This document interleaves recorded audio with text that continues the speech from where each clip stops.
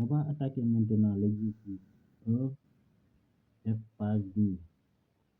On nous demande de déterminer l'entier A tel que sa division euclidienne par 23 donne un reste égal à 1 et un quotient inconnu. Mais aussi sa division euclidienne par 17 donne un reste égal à 13 et le même quotient que sur la première division. Donc, comment on obtient l'entier A? Donc, supposons que Q est le même quotient qu'on trouve sur les deux divisions. Donc, à partir de la première division, on peut écrire A égale 23Q plus 1. Et sur la deuxième division, on a A égale 17Q plus 13. Donc, par comparaison, on a 23Q plus 1 égale 17Q plus 13. Ça donne 6Q égale 12. Et finalement, Q égale 2.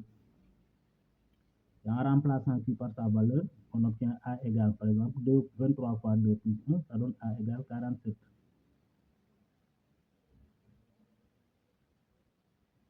On passe à l'exercice suivant, l'exercice 1G. On demande d'écrire en base 2 les nombres 9, 17, 205 et 864. Donc, écrire en base 2 ou en binaire un nombre décimal, c'est quoi? C'est tout simplement de l'écrire d'abord avec des puissances de 2 et après les nombres qu'on a devant les puissances, c'est ça qui donne l'écriture binaire. On peut faire des divisions successives des quotients qu'on obtient pour obtenir tous les restes, mais ici on constate quoi? On constate que 2 c'est 8 plus 1. 8 c'est 2 au cube plus 1. Mais 1 aussi on peut dire que c'est 2 puissance 0. Donc pour 9 on obtient 1 fois 2 au cube plus 0 fois 2 au carré plus 0 fois 2 puissance 1 plus 1 fois 2 puissance 0. Pour avoir l'écriture en binaire maintenant, il suffit simplement d'écrire les nombres qu'on a devant les puissances de 2. 1, ensuite on a 2 0, on met les 2 0, et le 1 qui est devant 2 puissance 0, on le met.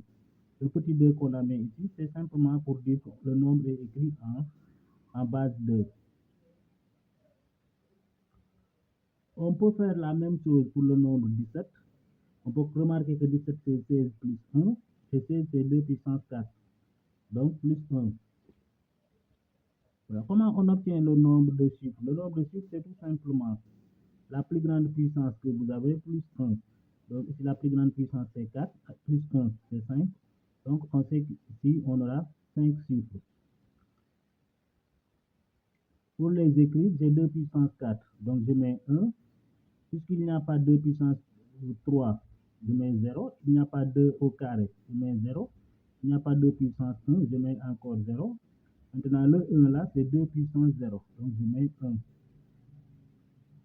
On peut remarquer la même chose pour 205. On peut remarquer que c'est 128 plus 64 plus 8 plus 4 plus 1. Tous les nombres qu'on a ici sont des puissances de 2. 128 c'est 2 puissance 7.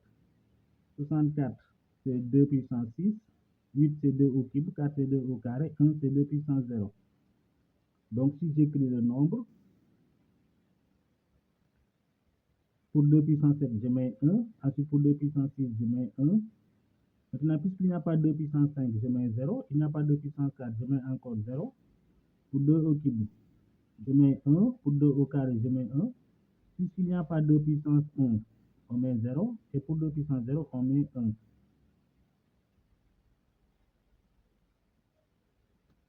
Voilà. Maintenant, puisque 824 est grand par rapport au nombre précédent, au lieu de chercher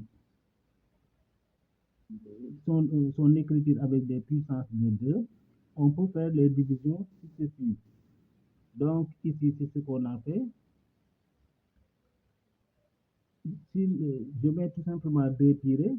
Si le tiré de droit, je mets le quotient, et sur le côté gauche, je mets le reste.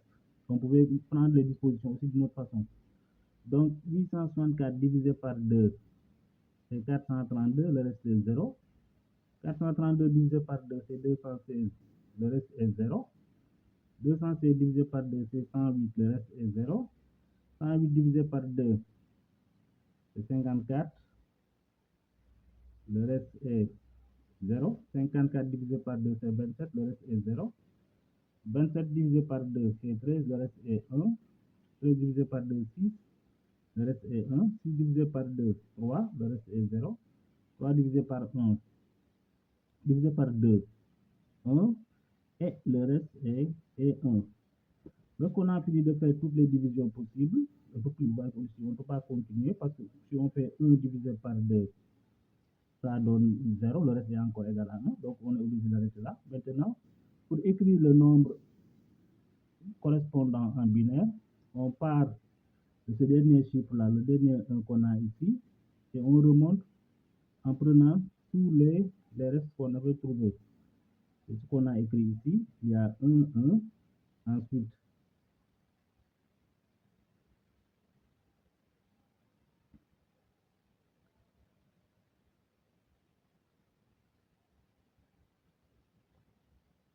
il y a 1, 1. Ensuite, 0. Ensuite, 1, 1. Donc, c'est 11, 0, 11. Et tous les restes qui les précèdent sont des 0. Donc, il y a exactement 5 0. Donc, on met 5, 5, 0. Bon, si je voulais appliquer cet exemple-là sur le 9 aussi, 9 divisé par 4, divisé par 2, c'est 4, le reste c'est 1. Ensuite, 4 divisé par 2, c'est 2, le reste c'est 0.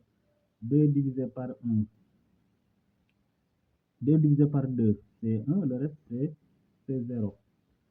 Je devrais mettre ici 1, un tiré.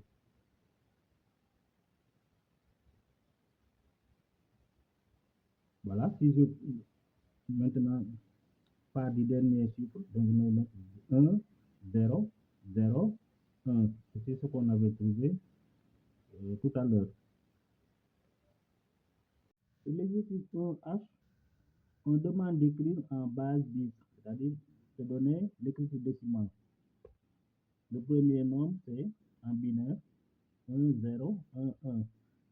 Pour l'écrire en base décimale, on va écrire donc 1 puissance 1 fois 2 puissance 3 plus 0 fois 2 au carré plus 1 fois 2 puissance 1 plus 1 fois 2 puissance 0. Pourquoi on a mis 2 au cube ici? Si on regarde ici le nombre de chiffres, il y a 4, mais on fait ici 4 moins 1, c'est la plus grande puissance. Maintenant, si on calcule, on obtient 8 plus 0 plus 2 plus 1. Donc, l'écriture en base 10, c'est 11. On fait la même chose sur le deuxième nombre. Donc, on regarde le nombre de chiffres ici. Il y a 7 chiffres. Donc, on commence par écrire 2 puissance 6. On peut mettre 1 fois 2 puissance 6, mais ce n'est pas la peine. Ensuite, l'autre chiffre qui vient, c'est 1. Donc, on met 2 puissance 5. Puisqu'il y a 0, cela veut dire qu'il n'y a pas 2 puissance 4. Ensuite, on a 1. Donc, on met 2 au cube. On a encore 1. On met 2 au carré. Ce 0 là veut dire qu'il n'y a pas 2 puissance 1. Puisqu'il n'y a pas de puissance 1, on ne met rien. Et le dernier 1, c'est 2 puissance 0. On calcule. Et après, on additionne pour obtenir 109.